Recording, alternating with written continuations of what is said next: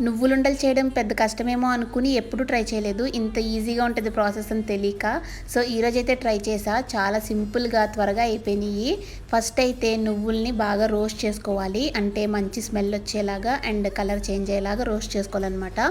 తర్వాత చల్లార్చుకోవాలి. అలానే flax seeds కూడా తీసుకున్నా నేను. మీకు ఇష్టం లేకపోతే స్కిప్ చేసేయండి. సో, నువ్వులు బాగా చల్లారిపోయిన తర్వాత మిక్సీ జార్‌లో వేసి బాగా పౌడర్ చేసుకోవాలి మెత్తగా.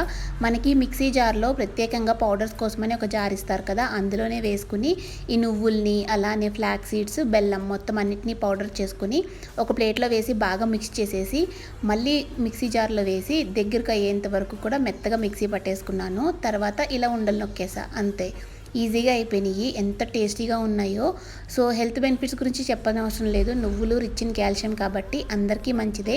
ఎస్పెషల్లీ లేడీస్‌కి పీరియడ్స్ టైంలో స్టమక్ పెయిన్ వస్తది కదా! అది కొంచెం తగ్గాలి అంటే డైలీ ఈ నువ్వులుండలు ఒకటి తింటే తగ్గుతుందంట. ట్రై చేసి చూడండి.